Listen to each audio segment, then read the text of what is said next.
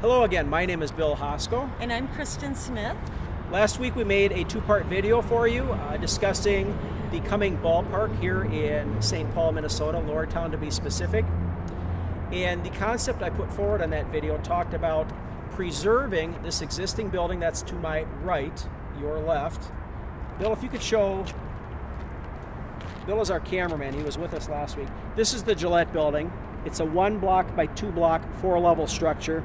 With the city's current ballpark plan, it is slated for demolition, and an all-new ballpark will be built on the site closer to downtown. The concept that I put forward, have been putting forward, based upon input from other people, would preserve this building and cut away a large center section of it on the north side to create a ballpark amphitheater combination, as well as a multi-level, multi-use facility that can be used year-round. Very good. I have 8 questions that were generated by people as a result of the previous. 8 questions. The first is, the orientation of your alternate ballpark concept is to the west. Won't the sun be in the batter's eyes? While I'm speaking, ladies and gentlemen, a site plan of this concept is going to come up on the screen. Downtown Saint Paul, it hasn't, is not square with the world, you might say. It faces northwest rather than due north. It's northwest to the north just a touch. On that site plan, look for 2 dotted lines that are going off to the upper left corner of the drawing. And the top dotted line represents the peak sun here in downtown Saint Paul on June 22nd. And on that site plan, if you look at it, it shows clearly that the sun will not be setting directly ahead, but actually to the left of the batter. And Bill, if you could show this building again, I would like to point out to ladies and gentlemen, it is now September 26th. That corner of the building you're seeing, where we're at, represents the level of the playing field where the batter would be. But we're a half a block east from the center of the building because the center of the building has not been removed, of course. You can clearly see that the sun is not a factor on September 26th.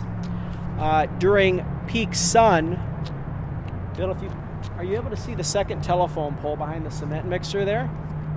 That's about where the sun will set on June 22nd for the evening baseball games.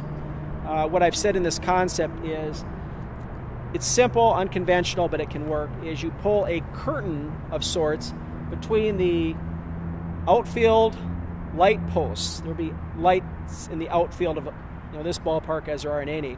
And you pull that over just far enough to block the setting sun as it's going down. But by the time you get to August 1st in the season, you will not need that curtain anymore. Great. So that's my simple explanation. For further information, I'm sure they can go to your website. Yeah, thank you for mentioning that. There is a blog associated with this effort. We'll give you the address later on. And there's another YouTube video that we made several weeks ago where you can see a lot more of this information. More details.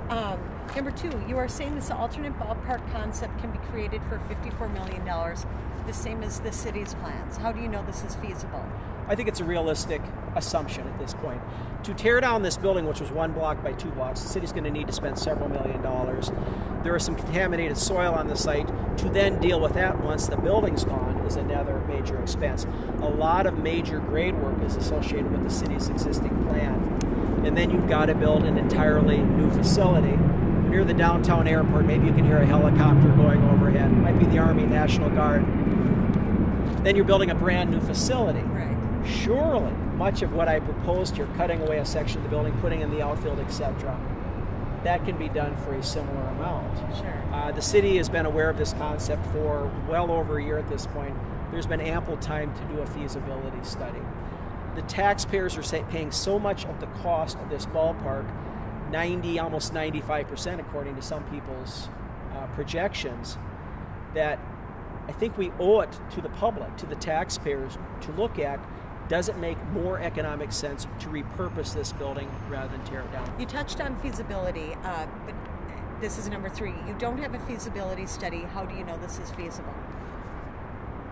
I've been around a long time. Feasibility studies are done a lot, and they do not always pass muster later on.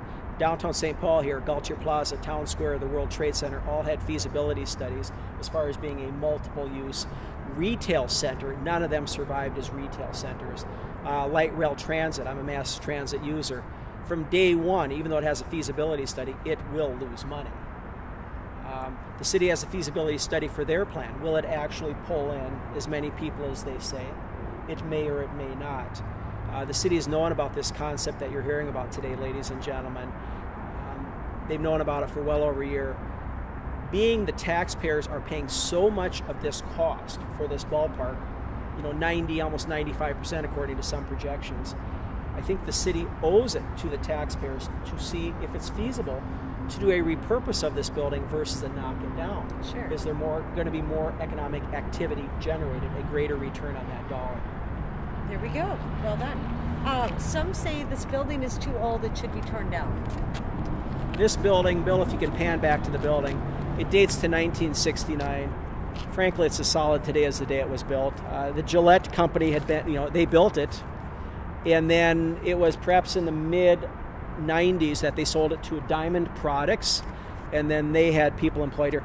Hundreds of people worked within this building. The building has now been vacant 5, 6, 7, 8, maybe even 9 years. It's still as solid today as the day it was built.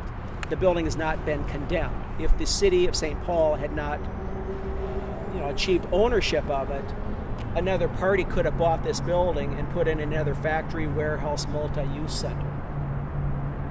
Have you been inside it?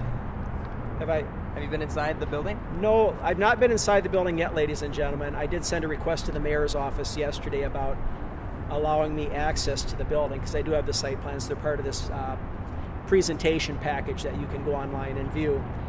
And they denied me access. It's a vacant building. My argument is the building's not been condemned.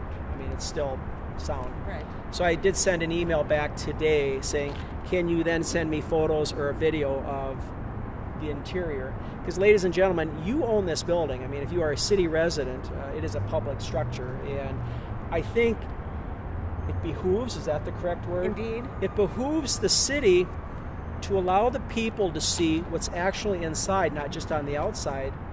Again, as part of this discussion to see, it's like, should we look at repurposing this building? Admittedly, nobody thought to do this reuse concept until I brought it forward to the mayor and the Saints' attention back in March and April of last year. I see an opening. I say we go in right now. Just kidding. Okay, number 5 is the building is on a contaminated site, a brownfield. It needs to come down. What do you say to that? There's a lot of properties in the city of St. Paul that are on a brownfield site or some contaminated soil. The light rail maintenance facility, Bill, if you could turn around to this, next door is the other Gillette building, which is now being repurposed as the Central Corridor light rail maintenance facility. Much of the building was removed except for the south wall and then the north wall. So they didn't start from scratch. They repurposed some of what was there. This building has not been condemned. The state of Minnesota, my understanding is you do not have to disturb a brownfield.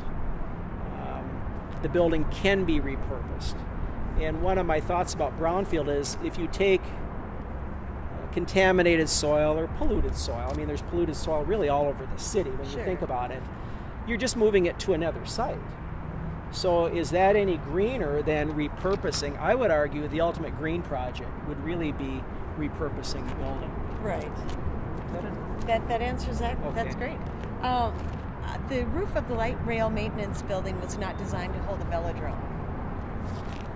Phase 2 of this concept, ladies and gentlemen, and do go online and look more into it if you can. You don't have to take the camera back there again, Bill, but I propose a velodrome, which is a bike racing track. The current velodrome in the Twin Cities is at the Blaine National Sports Complex. And for those of you who don't know what a velodrome is, it's a bike racing track, and the sides are banked. Most of us have seen it, but we don't know what the name is. It's beyond its life expectancy.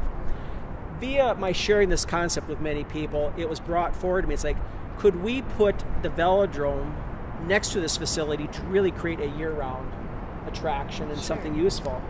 And columns within that building can be replaced, center columns, with something that actually rises through the roof. This information's on the blog again in the PowerPoint presentation. Can actually rise through the roof to support a velodrome. But again, the velodrome is considered a phase 2 concept. And this goes into the next one. the velodrome will not be economically viable for the city. Yeah, city staff, a couple members said a velodrome would not be of value to the city. Denver has an indoor velodrome, Los Angeles does, and Toronto is now building one. Biking is becoming big business in the Twin Cities. A lot of investment has been put in to generate this type of activity. A lot of it is, of course, recreational, but there are a lot of serious bike riders in the Twin Cities. We're now ranked number 2 nationally, I think only behind Portland. And we're ranked, I think the state is near the top of the number rankings. 1 for something, bike trails or something akin to that. Yeah. So we're I would tell you, ladies and gentlemen, a lot of you who are viewing this may know this, that biking is going to become more and more important to the economy of the Twin Cities.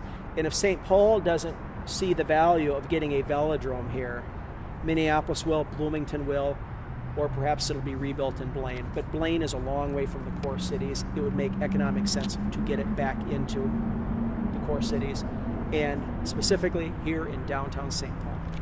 Go. The Twin Cities Model Railroad Museum would not be big enough to draw and not worthwhile to bring downtown. I mentioned in the last video, the Twin Cities Model Railroad Museum is up in Bandana Square. It's a marvelous facility. For those of you who have not seen it, seek it out. You will be charmed. They originated in Union Depot back in the 1930s. And Bandana Square was created as a specialty retail center back in the mid-80s. And they were lured up there. That concept, see, there was another feasibility study that was done, and it didn't survive. They are the holdout of that specialty center. It's now largely a medical clinic, etc. Getting them back home to St. Paul, to Lowertown, I think makes lots of economic sense. Attendance is suffering where they're at. You get them downtown St. Paul here as part of this ballpark, amphitheater, a velodrome. Union Depot is close by, light rail, the Children's Museum, the Science Museum.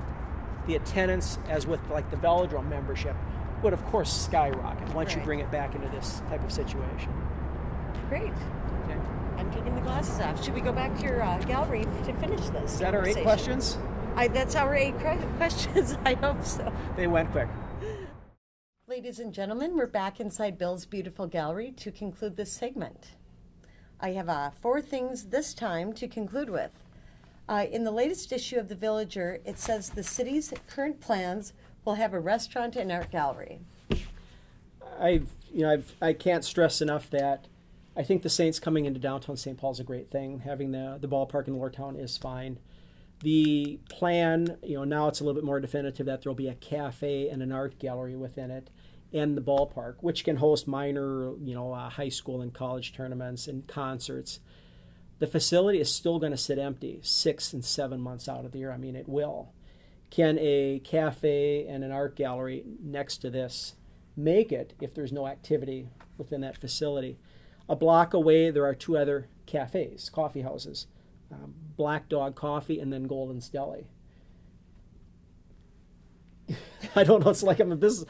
Can a cafe make it on this site year-round? I don't think so. And it's the very end of town as well. It's very end of town. And then an art gallery, can it survive beyond a seasonal facility?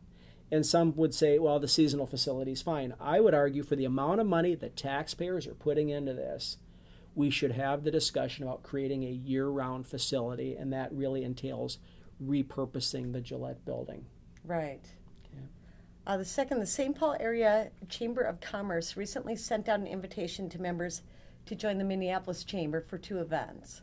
I'm a member of the St. Paul Area Chamber of Commerce. I received that invitation. Target Field is where the Twins play. It's a beautiful facility. Budweiser Deck overlooks everything. The skyline, it's fantastic. For $75 a head, we would have had that honor, and it would have been great to look at their field and their skyline. And it's like, here for our Saints, if we repurpose the Gillette building, we could have something far beyond what they have in Minneapolis. What's the remaining sections of that roof? And again, you can look at the plans, ladies and gentlemen. It equals 1.5 times the size of Mears Park. Imagine what you could do there, what programs you could put there, what revenue possibilities.